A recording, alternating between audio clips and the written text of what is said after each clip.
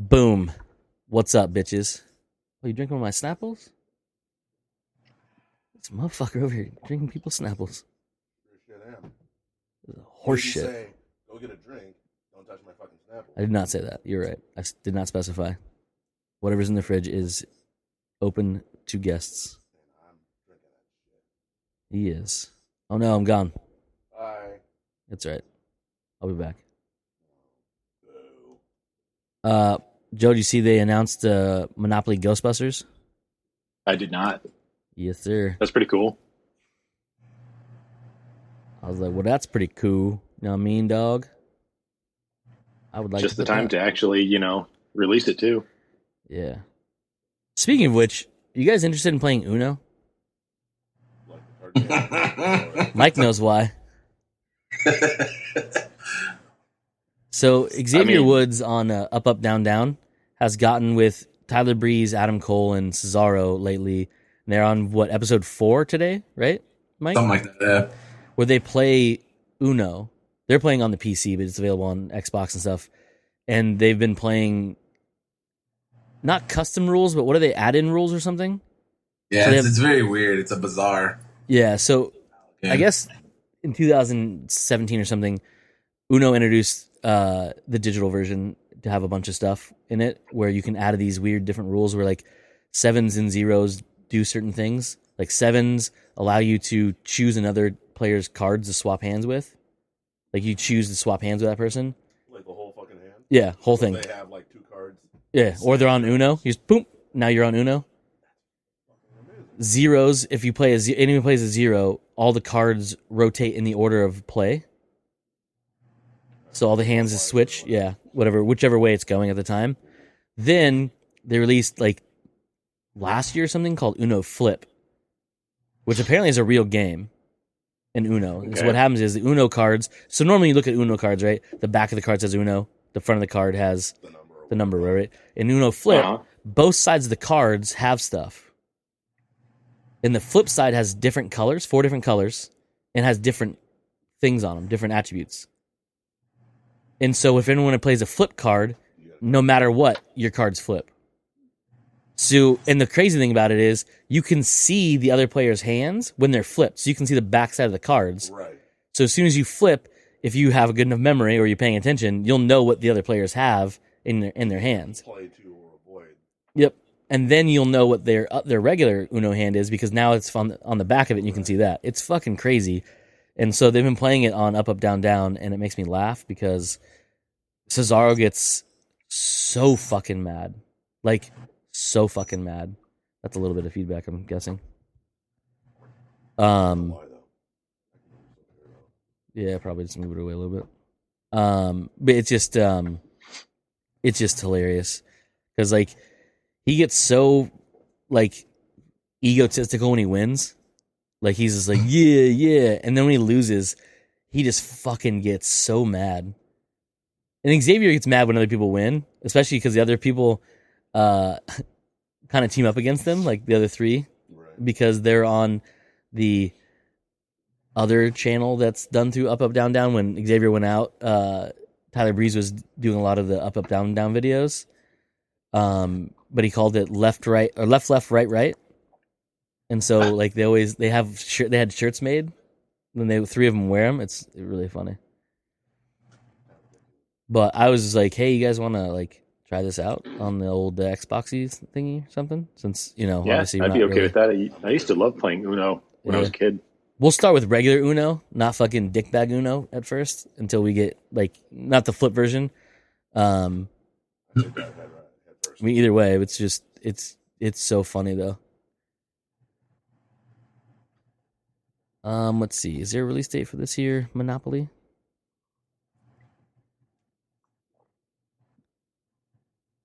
I don't see anything. It looks like it was already out. Oh, is it already out? So I saw it was up for sale for like $65. Don't ask questions.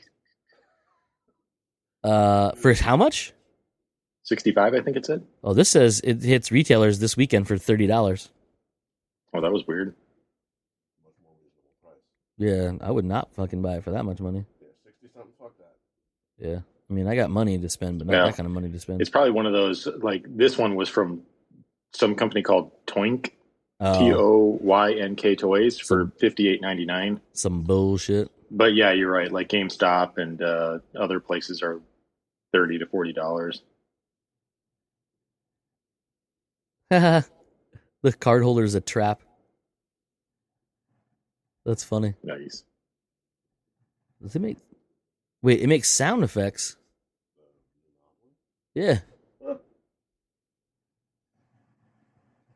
I clicked on the article finally to see what it was.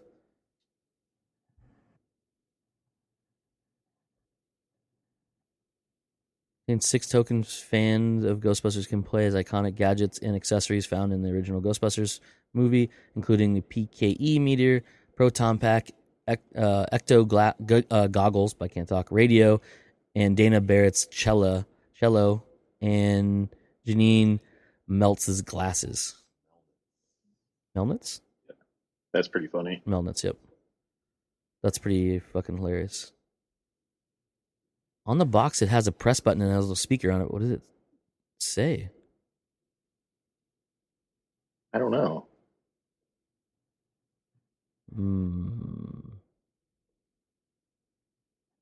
Because it doesn't look like anything on the board actually talks. I wonder if it's At least the from the trap. picture that I see. Oh, Hey, you stupid filter having fuck. why is Kanye on our fucking call all of a sudden? Oh, it's creepy too. It's like slightly off. Head does fit your body a little bit better than yours does, though. It does. Saying I got a fat body and a tiny head. No, just saying. Just heavily implying it. Yeah. Without actually saying it.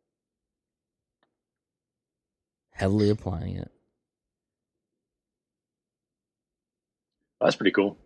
I don't play enough Monopoly or anything to... Oh, Cody went somewhere. I'm fine. It's right there. Oh. I don't play enough Monopoly or any board games really to buy it, but it's pretty cool.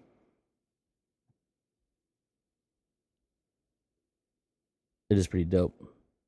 And the good thing, it's only $30, not 65. Yeah. Because there's no goddamn way. Oh, you know what? It looks like there's two different... They did an earlier version. Oh, really? Yeah.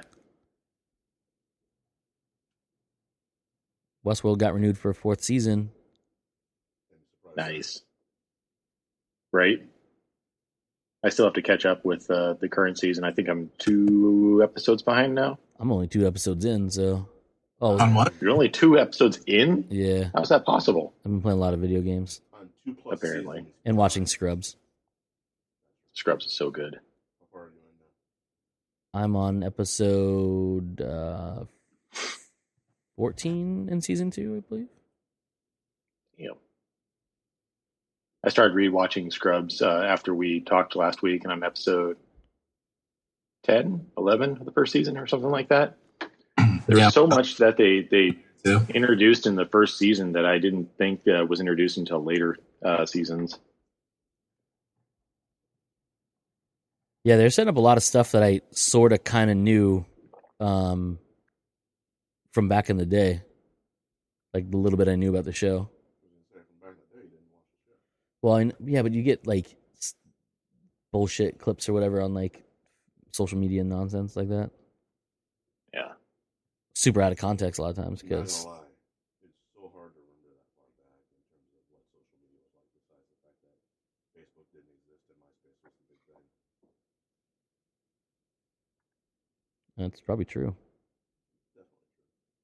What year did Scrubs come out? 2000, right? Started? Was it 2000? That's probably about right. Hold, please. Not hold. You can keep talking. Facebook is not 20 years old or nearly 20 years old, so it was definitely a MySpace era for the short time that it lived. 2001.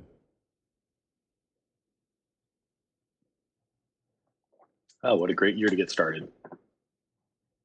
Yeah. Jeez. It was a while Doesn't ago. have a date. October 2nd, 2001. Oh, a month. Not even. And then, Anyway, yeah. Besides that, I started rewatching American Dad, which again was another show that's like I didn't realize how much they introduced so early into it because that's in its like 14th season now or some something nonsense like that. like that, yeah. And then I started watching The Simpsons on Disney Plus, and holy crap, yeah, man, that shit is super depressing in the first season. Like I knew it was, but So bad. like rewatching it is God so depressing. It's almost hard to watch because it's so depressing. Did they edit The Simpsons at all the way they've done some of their own movies? I mean, as far as I'm aware of, like content wise, no. I don't know if they have fixed the whole what was it, the Aspect ratio? cropping? Yeah, the aspect ratio, the cropping of some stuff. I don't think they have because I mentioned to you guys last time that I was watching it that for some reason, like the scenes looked like they were like filmed on a shaky cam for some reason. Oh, yeah. So it almost seems like it was like zoomed into the frame that they were recording at the time or something. That's because the way they made cartoons back then, they just drew a bunch of pictures and flipped through them. Flip through them. Jesus Christ. Yeah. Flip through. Yeah. So it was just I hit play and it's some poor intern that just has to flip book it at that time. Yeah. There's a live Fuck, webcam he- that faces fuck, a he paused. desk. And he's like, what episode do you want? Episode 1. You see, every now and then you can see his thumb. Yeah.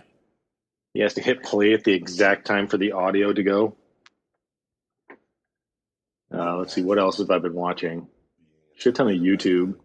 I've pretty much finished watching all of Claire's Bon Appetit videos. Yeah, man. So good. Bon Appetit from the Test Kitchen is the best YouTube channel on the planet. Yeah. It's fantastic. It's funny, when I first started watching it, it was Gourmet Makes that got me into the channel. Yeah. And so I was, falling in love with Claire super hard. And I remember I even talked to Cody about this. Like, I didn't like Brad at first because all I saw was the Gourmet Makes. And I was like, Brad's a fucking dickhead to Claire. I don't like him. He's mean. He's got to go. He's treating her bad. And then I started watching the other stuff. I was like, oh, okay, like a little bit of background context for their relationship. It makes sense now. And then like I slowly just like I was like, I'm just gonna watch Gourmet Makes, and then I'm just gonna like watch It's Alive, and then I was like, well, I'll see what Chris is cooking, and then I basically any video that's out, I watch it first thing now. Nice. I still haven't really left the watching Claire stuff yet. I know you said you started watching. Who was it? Showa? Sola. He's relatively new, at least to the online content. Mm-hmm. As far as I know, like she's been around for a minute, but she's starting to get more and more stuff. She's really, really fun too, because she's got like a whole different approach to stuff. Yeah, man, they're all good. I can imagine though that Claire is the only one is like Claire though. Yeah, like she's fun and funny just because of the situation she gets herself into. Yeah, there was one you probably watched. I can't remember what it was, but it was because the big joke about the Gourmet Makes is the day 3 curse. Yes, on it, and so there was one episode where it was day 1, like she did something and she fucking knocked it out of the park, like she killed it. And so one of the producers were talking to her, well, one of the people that aren't usually on camera, and they're like, what advice would you give yourself when you, like, in a couple days if you run into trouble from today? She goes, don't overthink it and just stick to what I made today. And then sure enough, 3 days later, she was like, yeah, I just got to go back to the original way I make it. This everything else is wrong. She's all super stressed out about it. it's so fucking funny though. How'd you get onto that show? It not accidentally, but it just popped up in my recommended a Gourmet Makes episode, and I wanna say it was one of the early ones. Was it Skittles? Maybe. Yeah. Can't remember, but it's one of the like way early ones, like one of the first like 2 or 3. Popped in and I watched it. I was all like, she can't make gourmet versions of this. And then I was like, well, maybe she can. I was like, what else is there? And I went back and started searching frantically for all that I could find. Is that why you're cooking so much more now? No, I'm cooking so much more because I can't go out to eat. But Seriously, right? the one thing about gourmet mix or just the Bon Appetit videos in general is they're kind of like some of the stuff's pretty easy. Like I've taken like bits and pieces from stuff that I've seen there, but I've never made one full dish from there because like they seem like kind of daunting. Like I'm not at that level. I can't pull that off. I'm not even gonna try it, kind of thing. Oh yeah, fuck you. Yeah. So like I'll take little bits and pieces that I see, like little tricks and stuff, and I've used a bunch of them, but I haven't actually made anything from there yet. I think you should. And one of these days I'm gonna do a few of them, but I gotta decide what. I always just dive head first into some shit. Like, Well, they have recently they made cast iron skillet pizza like a while back, and I really want to make that, but I can't get fucking yeast or flour at a store. Right? This girl that I know is making her own for that very reason, which I would never do because I know I'd fuck it up. Make your own flour seems like a very long process. She's making her own yeast. It takes a week or so.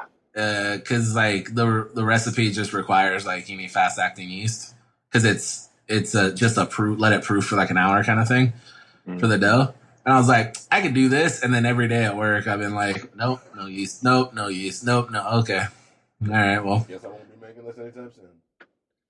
Just sit on this recipe for a while. Right. Yeah, last time we were at my brother and I were at the grocery store. He was looking for flour because he makes like pancakes or he was going to make something. I can't remember what that required flour, and there was literally no flour at the grocery store. Yeah, dude. After the first like 15 minutes we're open, all the flour's gone. All the flour and toilet paper. What the fuck are people making? Whatever it is, Butt it's cakes. Mistake. They're just making paste. They're just making paste. Butt cakes. They're making butt cakes. Gross. They read bunt cakes wrong. No surprise. I have to make them like what? All right, guess I'm gonna use my butt. Once things starts opening back up, what's the first restaurant you want to go back to? I don't know. Shit, I don't know. I go to so many. Right? Eat out. Wait. And oh, by the way, this has been a fucking lifesaver on my wallet. Like I didn't like I knew how much money I was spending on going out to eat, but like I didn't want to pay attention to it. But now that like that money's not just disappearing, I'm like, what the fuck? How do I have? Okay. Oh yeah, that's right. I didn't spend $60 on dinner 5 times in the last 2 weeks. Especially because like I work in an area where it's really, there's a lot of shit around, and I am so lazy in the mornings that I don't like make anything to take with me, and I would always buy my lunches and breakfast, and not doing that is definitely financially changing. Is that something that you think that you would continue going forward once things open up, or are you just going to dive right back into eating out all the time? I would love to believe that I can hold out, but I can't guarantee that that's going to happen. I think I'm gonna try to just do better restaurants less often. I think is like the right move. Like no more like Olive Garden. You know what I mean? Like nothing against Olive Garden, but like or a lot against Olive Garden. Let's be honest. Fuck you, Olive Garden. Or like just getting off of work and going, Jack in the Box. Yeah, yeah, you can't do that. Don't do that. It's a San Diego restaurant.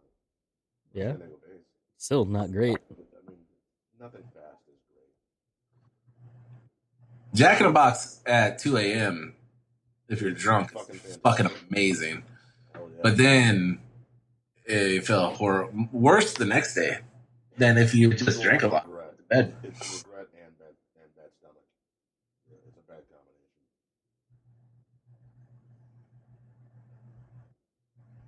True that. True that, he says. True that.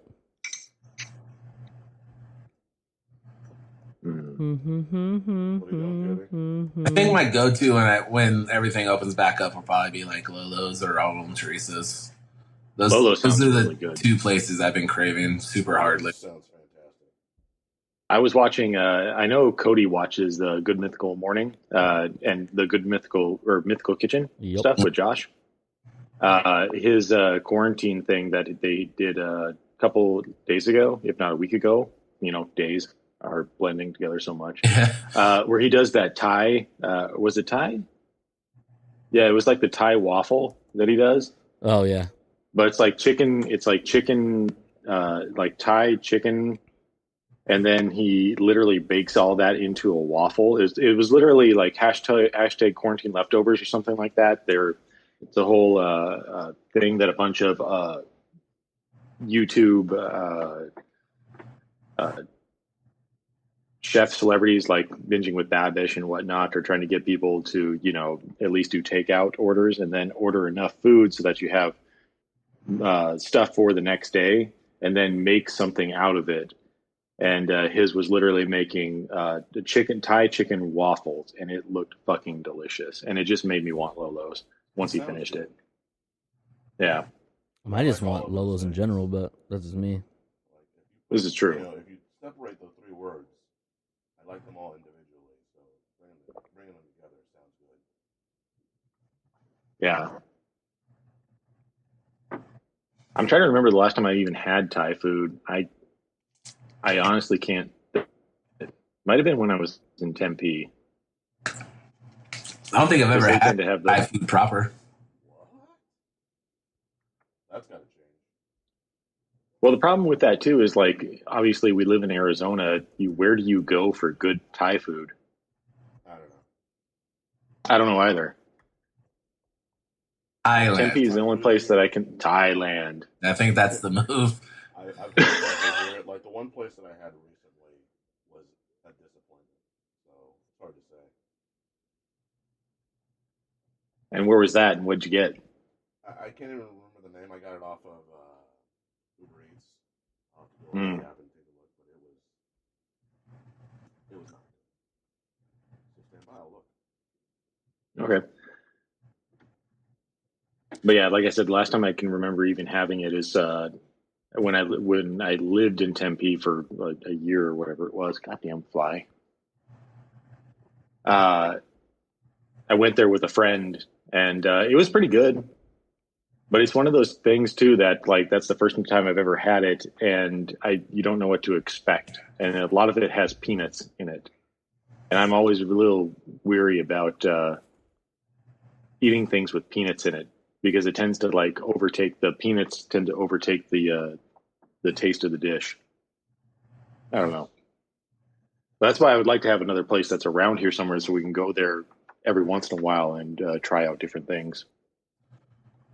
Also, it'd be good to have somebody that knows Thai food. Yeah, that can tell us what's good. I always feel dumb when I go to a place I've never been before and I don't know like how to order, like what to properly get. You know what I mean? Like, no, absolutely. It's like going to the Korean barbecue place, especially the one that we went to, which we need to go back to. Had we just like gone there, and I've been to Korean barbecue places before, so I kind of had an idea of what I'd be getting going in there, and I know people that like Korean food. So asking them like what's good and whatnot. But yeah, just like if I just would have walked right in there and been like, I'll take section 1, just a list of meat. Give me these meats. It's kind of scary because you don't know what you want or what you like. I mean, I get that for sure. Found it. What was it? Thai Lotus Restaurant. Thai Lotus Restaurant. Mm-hmm. Not good. And what was it that you had? Thai food. Sorry. And back to the app he went. Yeah, I can't remember. I just remember it was very disappointing. Something with curry in it. Something Thai. Nailed it. There's a Thai place here in Surprise. I'm trying to find what it's called, though. Thai shrimp and chicken.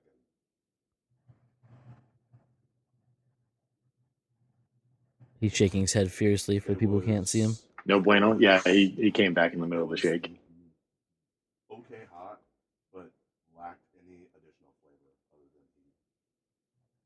than heat. Oh, that's the place over by Einstein's in New York. What's that place? Streets of New York. Streets of New York. Yeah. Tom Yum Thai. Oh, okay. Yeah. Yeah, it's a Thai place over here. Yeah. By us. I forgot about that place, mostly because I'm never in that right? parking area. It's either Biscuits or fucking Einstein's. Yeah, which we haven't been to Biscuits in a long time either. Well, no one has, I think. Well, I mean, before this, too. Sorry. It'll just be nice to be like hanging out with my friends again, other than over the internet. Yeah. Because no matter what, whenever we hang out with Taj, I hear my voice twice. What? It's true. You gave me that fucking headset. It's not my fault. I'm just saying, it never did that with me. I mean, I'm not going to lie. I have literally the exact same headset that he has. Yep. It doesn't make any sense for it to do it. I don't know why it doesn't. But Yeah. Technology hates you. that's probably true.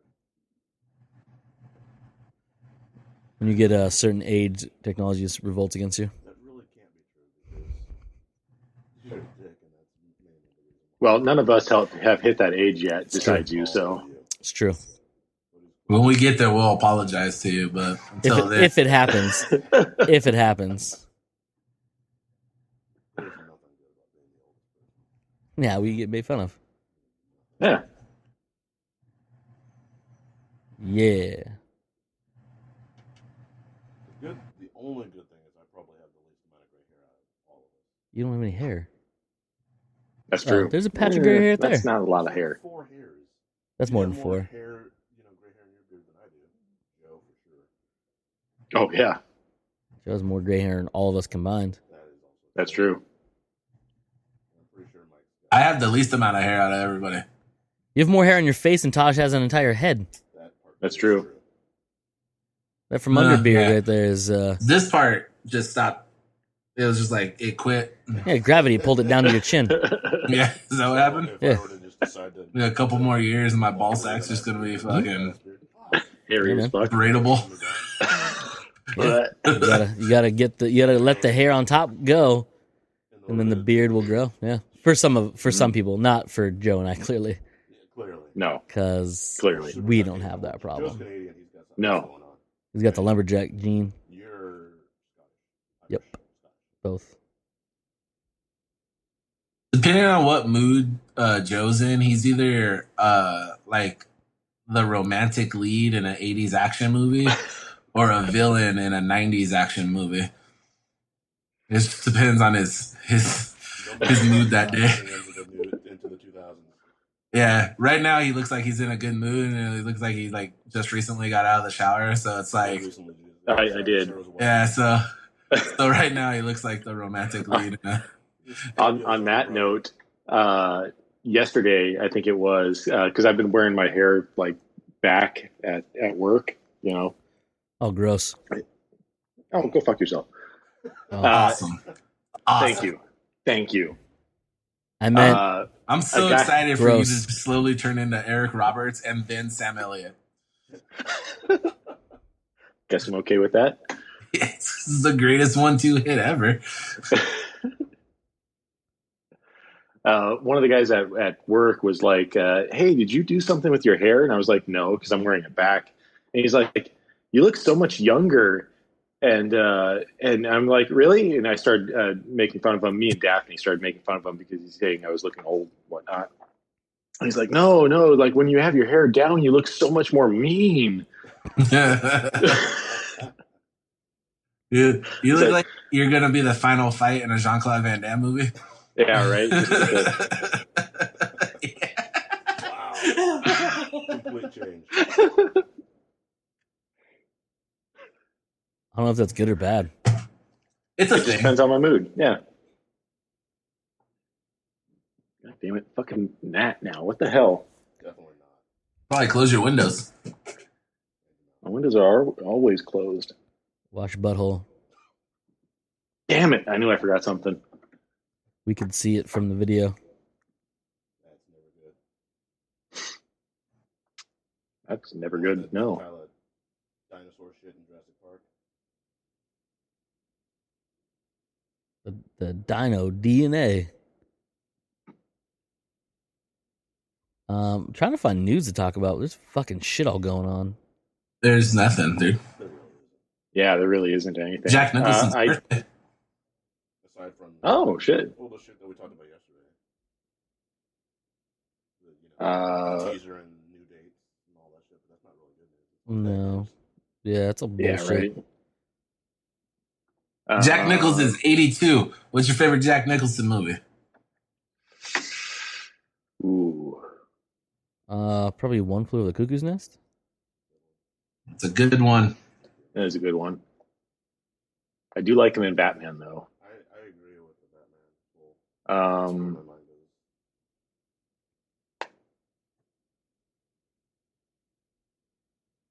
What's that movie with Jack Nicholson? Oh,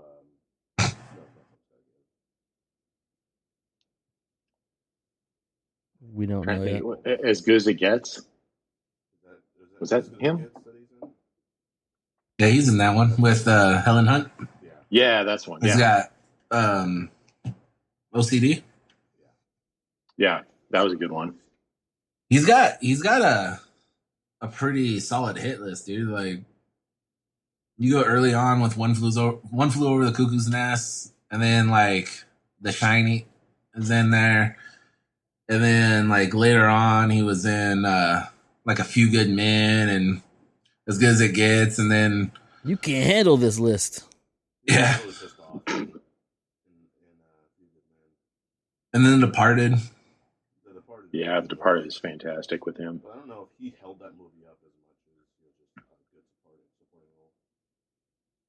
That's hard to say. I think he held that movie together by themselves. Held that movie up pretty well. And mostly because he improvised, if I recall right, and you guys can correct me if I'm wrong, I think he improvised a lot of that stuff in the movie. If he did, that's pretty awesome. Also, he seems really mean then. Mars Attacks. He was really good in Mars Attacks. Both characters. All three characters? No, three characters. He played the president. The rich gambler guy, right? The owner of the hotel? There's two? It's been a cajillion years since I've seen that. I have no clue. Such a good movie. And we could use the internet to find out. I don't know how to internet. He was in the 1960 version of Little Shop of Horrors. Yeah.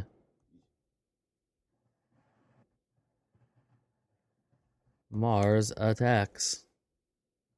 Not the comic book, you idiot. There you go.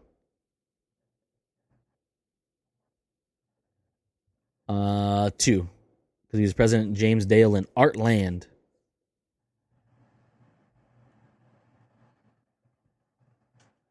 I should rewatch that movie. It's been like a couple months.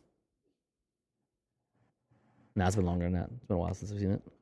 An interesting poster I've never seen before.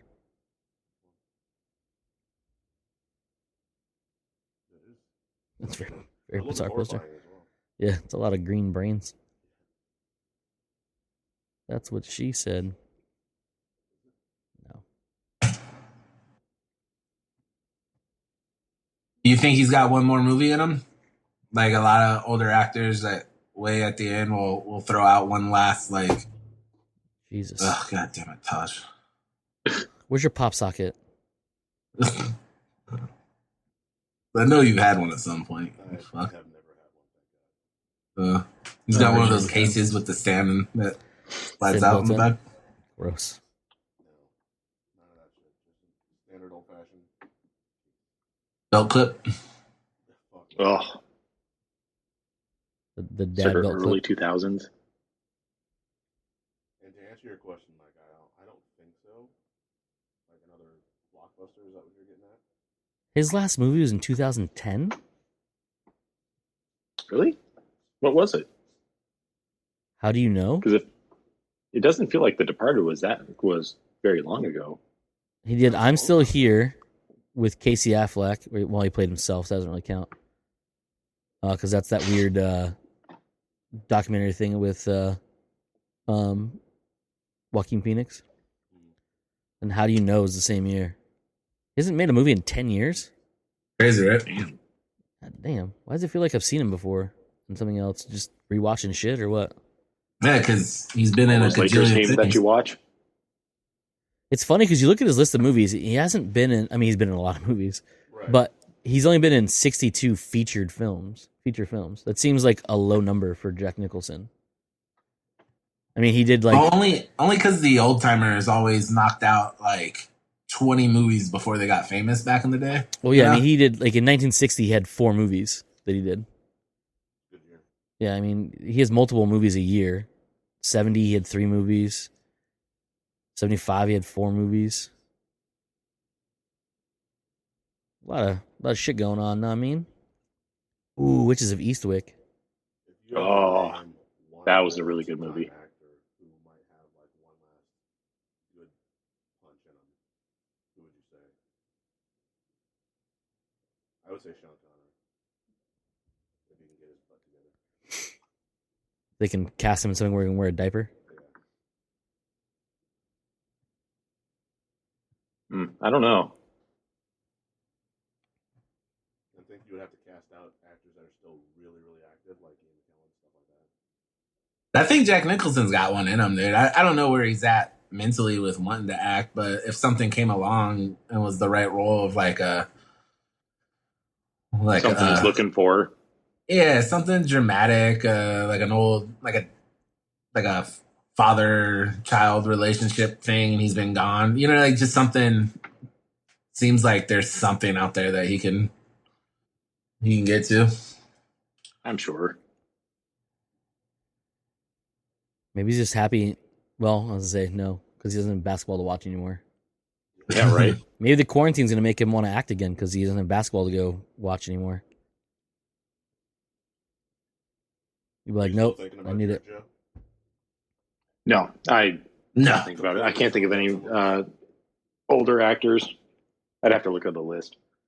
I'm not in that frame Old of actors. mind right now. But speaking of basketball, how was that documentary about Michael Jordan? It's not over yet. It's Not over yet? yeah, it's multiple parts. the 10-parter 10-parter. Ooh.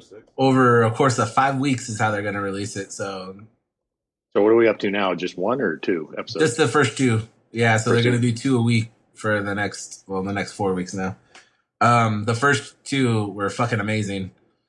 When they What did announced this, like 8-9 months ago, is when they released that there's gonna be a 10-hour documentary on Jordan. I was like, fuck yes, finally. And so I didn't know exactly what it was because there wasn't really a lot of details, but there'd been rumors for a long time. I think the first time I heard about it was like in 05, 06 ish that the NBA had this unseen Michael Jordan documentary that never got released because Jordan didn't want to get it released, and only a few people have seen it. Really? Yeah, and like that was the first iteration of the rumor, and then later on we found out that, and it got confirmed that Jordan and the NBA agreed to film the last season, the '98 Bulls team, because all the writing was on the wall that was going to be the last go with that group of guys. So they filmed everything that whole season, from preseason practices, locker room before, after games, all that, everything, travel. They filmed everything. They said they literally had like thousands of hours. And so the NBA, the agreement was that Michael Jordan and the NBA, who was David Stern at the time and then Adam Silver now, either one of them could use the footage without the other one's permission. And the NBA has been trying to get him to say yes to it all these years. And so that's why they made a documentary. They just went ahead and made a documentary with it and then showed it to him. He's like, nope. And they're like, okay. And it was a 2-hour documentary on just the last season. Uh-huh. So eventually, 3 years ago, something like that, Jordan called the NBA and was like, hey, we need to talk about this. And so they sat down and worked everything out, and they decided it was going to be a 10-hour fucking documentary, with the driving force being all the footage and everything from 98. But the way they're doing it is every issue, seemingly from the first 2 episodes, is any issue that popped up that season. There's obviously background as to why things got to the way they were. Mm-hmm. So they'll start and then they'll hit a snag in the plans in that season, and then they'll do a time jump in the back and explain why it's a real issue. Because that season, you get, I don't know, Taj I'm sure knows, but Taj knows. Explain it, Taj. But Taj. Hey, you almost got it. Taj, is this right? Cody's just pointing at me. I don't know how. Yeah. Stop Finger out there. Get your eyeball. Stop fingering. Get your eyeball. I'll never stop fingering you. Thanks, buddy. Welcome. But so this was the issue with the 98 Bulls. Nobody. They were terrible. Coaching and players hated the owner and the GM. The owner wouldn't fire the GM because the GM took all the media PR bullets for him. And basically the owner used the GM as like the excuse, was like, I'm just letting the GM do his job. So there's a lot of issues. Like, the biggest thing is before the course of the season started, when they finally got Phil Jackson to sign a 1-year deal to come back for that 98 season, Jerry Krause, the GM, said, yeah, we got the deal announced. He said this like on live TV, like they're streaming it, I think, on like SportsCenter or whatever, on the news. And he goes, yeah, we got the deal worked out with Phil. We're both extremely happy, but this will be the last year of Phil Jackson as our head coach, and we'll be moving on after this year. and Jordan had already made it be known that, like, well, if Phil's not coming back, I'm not playing, without Phil. There's no point in to coming back and having to learn, a new group of guys at this point in the career. And there was all kinds of dumb little things like that. Like the second episode gets into the fact that Scottie Pippen, they screwed Scottie Pippen by, when he was super early on in his career, they offered him a 7-year, $19 million contract or $17 million contract, something like that. I can't remember the exact numbers, but just a horseshit contract. And they didn't have the kind of rules they have in place now where you couldn't just get a big chunk of money, but basically your whole prime would be locked up on without having a chance to hit free agency. And so that last 98 season, Scottie Pippen was finally about to get to free agency and finally about to get his payday. And he's super pissed that they never reworked the contract because he wanted to renegotiate it at some point. So that 98 team, Scottie Pippen's the second best player on the team, top 8 player conservatively in the whole NBA. He was like the 125th best paid player in the NBA. He was the 6th best player or 6th highest paid player on that Bulls team. And so he got shafted hard on that deal. And so there's another, so that's how episode 2 kind of ended with, like, at one point Scottie Pippen requested a trade during that season. and said he's not coming back no matter what they do to the Bulls. And that's how that episode ended off. And it's funny, like Jen watched that and she looked at me. I was like, they don't trade him. Like they win the championship that year. Like we know the end game here. We're gonna be okay.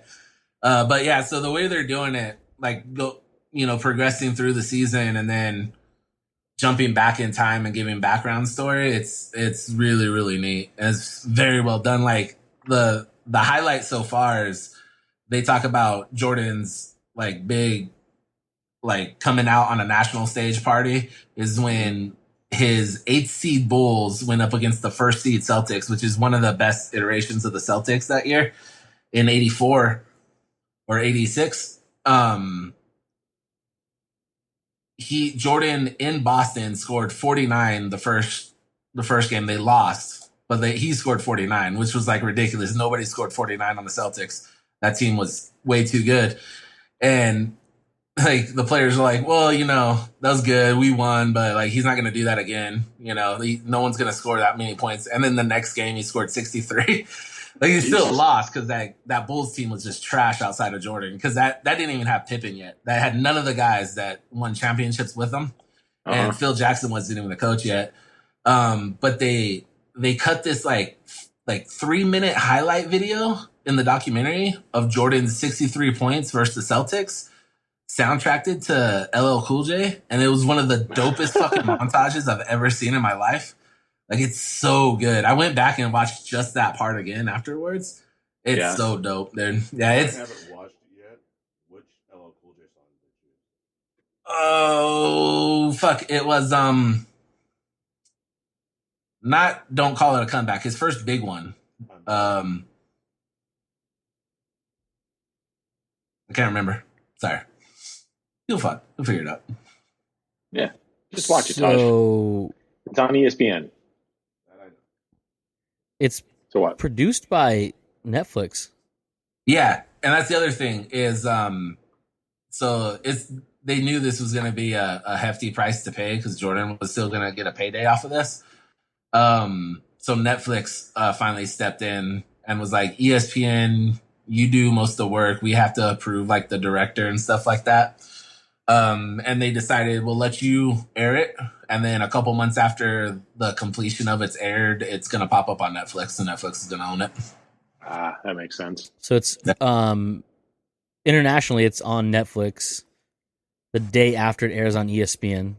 So each episode. So starting on the 20th, it was available on Netflix outside the United States. July 19th of this year, the whole thing will be available on Netflix. Okay. According to a press release given out by... When was that press release given?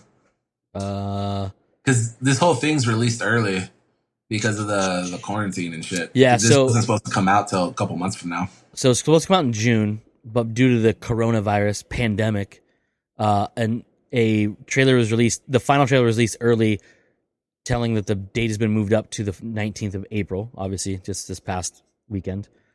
And then it was announced yesterday that the whole series will be available on Netflix July 19th of this year. Because people were seeing that it says Netflix in the credits, and they're like, oh, I'm going to watch the whole thing on Netflix. Not yet. If you live in the States, fuckwads. You got to be out of the country. And you ain't even watching that way because it's by episode there too, because they're only doing the 2 episodes per week. And that's what Netflix is. I was listening to a podcast, the Jalen Jacoby podcast, had the director of the documentary on. And when they said about a month ago, they started asking like, hey, is there, like, everyone started talking, is there any way we can get this out earlier? Because like, there's fucking nothing. We need to fill time, and like people will actually watch this and be excited about it. And when it started, only the first 4 episodes were done and completed. And the director was like, maybe. And so I guess he basically just, him and his editing crew just basically nonstop. And I'm not even 100% sure, because he doesn't even allude to it in the interview or confirm it. But I'm not 100% sure the last episode's even finished yet. I think they're still working on the last couple episodes, getting them down to time and everything. Oh, so he works for ESPN Films. Yeah, he did a couple of 30 for 30s, Yeah. like some of their better ones. He's done a couple of the UFC ones. He did the original Fight Nights, right? Like Yeah. the The UFC Primetime. yeah. Yep. So he's done a live sports too. Oh, he did the Andre the Giant. Yeah. Okay. For HBO. Gotcha. That was a really good one too. This guy's good. He had got an a Allen future ahead of Iverson, him. which nobody really talks about, but he did an Iverson one that was fucking amazing too. Ooh, he did a Michael Bublé special at Madison Square Garden. Pretty similar to Andre the Giant. I was going to say to Michael Jordan. No, that's thinking Andre. I don't think their wingspan's the same. Definitely not the same as Andre's. He produced the Hulk Hogan miniseries. Or movie, documentary movie. I was thinking Hogan was best, but that's not the Nope. Speaking of wrestlers, Mike, did you watch the Big Show yet? I have not. It's not my kind of jam. I'll eventually like watch an episode just so I see what it is, but once they released the trailer, it made sense. I was like, oh, it's like a Disney movie family show. I'm out. Yep. Like, I saw the same thing. which is like, I don't know what I was expecting, but I was like, that actually makes sense because everyone's gonna watch that, and apparently the views on it have been super good, and they're because of the whole lockdown thing, they haven't agreed to a second season, but apparently it looks pretty good. He's gonna get a couple more seasons on That's good for a run. So that's good.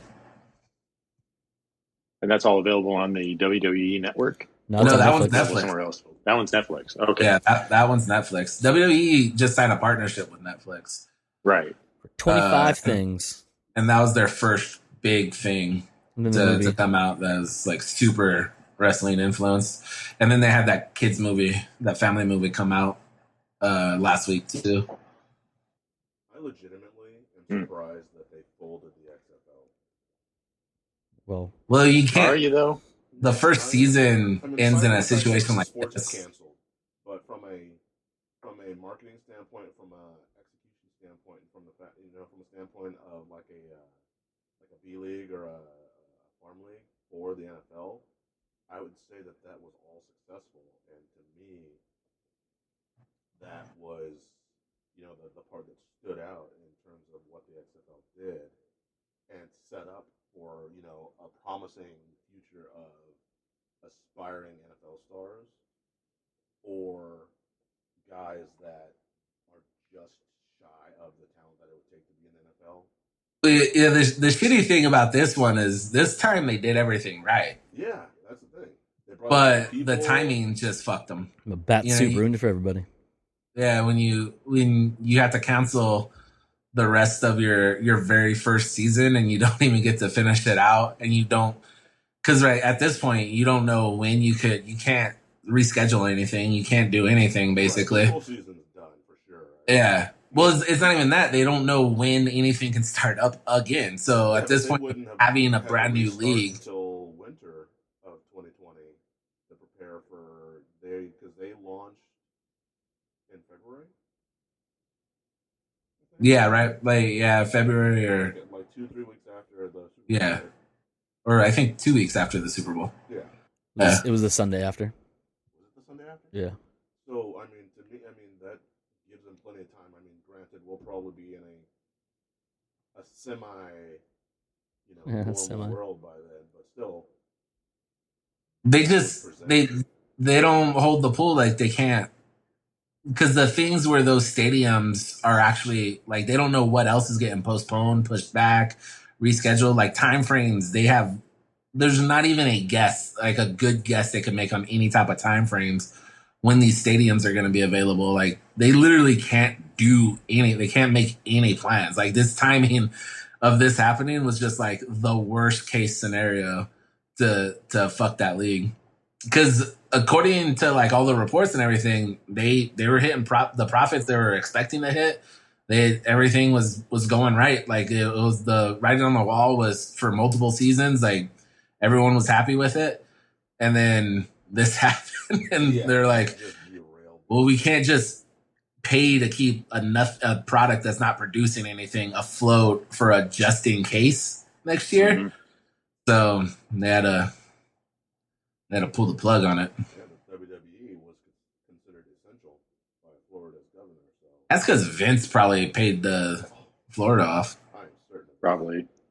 And even then, he still ended up laying off a bunch of wrestlers. And staff. And staff, yeah. Well, the thing about them, though, is like, it sucks that they did it, obviously. But, like, it was kind of weird seeing, like, the outrage online about WWE doing all this when it's like, all the companies are doing this. Yeah. Like, can you share the same energy for the people who didn't get a big payday for a little while? Like, yeah, right. Making a whole lot less and need, that little bit that they're making. People think that WWE gets their money from their weekly TV show. They don't. Like, they get money from it, but they're a live touring entertainment. Yeah, their ticket sales and their merchandising. That's where everything comes. Yeah, like they do 5 to 8 shows a week, depending on which brands are going, what loops they're hitting. Of at the minimum 1,000 people a pop at the minimum. Mm-hmm. And you take that away for an undisclosed amount of time. I was really like, I was bummed to hear about a lot of them, but I was just also like, yeah, makes sense. Like, for sure. Now, you think those guys are going to be coming back, or is this something that maybe they might be snatched up by like AEW? Or some of them will end up back for sure. Because I mean, they've done their big thing in the past used to be what they call it, Black Monday is what the internet dubbed it. It was like the day after WrestleMania. They used to do like massive cuts to the roster and kind of start reshaping it going forward to the next year, because Mania is always kind of like their end of the year. Like, that's kind of how they look at it, and now it's a reset point after that. But once they started over the past like 2 years, they haven't really cut anybody because they've had so many shows going, and they've just been acquiring all these talents because of NXT being its own brand now, and SmackDown, Raw, you have the Cruiserweight division, the women's division's way more. Like, all these talents, they just kept acquiring, haven't really done a mass layoff in years. So I think that's part of the reason too, is because they looked and they're like, holy shit, we have this huge roster now, the biggest roster they've ever had, and no shows to use them on. So yeah, I think a good handful of them will come back at some point. But it's going to depend on which ones go out and make a splash on their own, because WWE loves that shit when they fire somebody and they go out and become a bigger name. Mm-hmm. Yeah, WWE like Drew McIntyre. They fired Drew McIntyre like 4 years ago? Easily, yeah.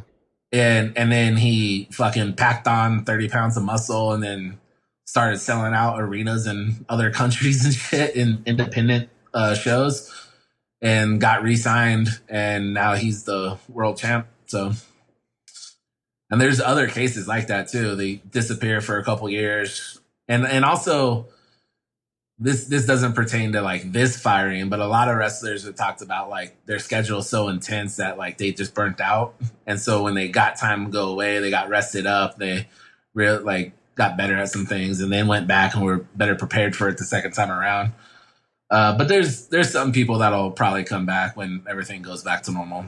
Some of them will probably. AEW for sure is snatching up like the Revival, because Revival happened a little bit before everybody else. Yeah. Mm-hmm. But they've like that's the worst kept secret on the internet. Like, I'd be shocked if they ended up anywhere else.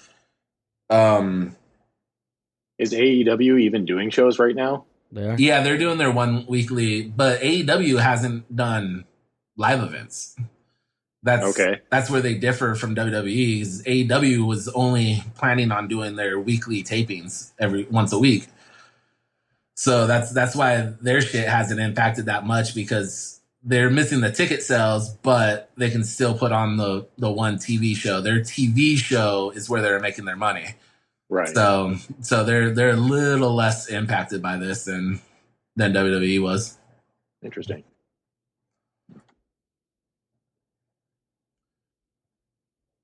Yeah. Yeah, he says. We at the hour mark. So unless anybody else got anything to say, or bring or talk about or whatever. No. No. All right. Well, I believe that's it for this week's episode of Comes Naturally. We are Joe. Mike. I'm Cody, and we were joined by. All right, motherfuckers. We done. As usual, you fuckers just came naturally.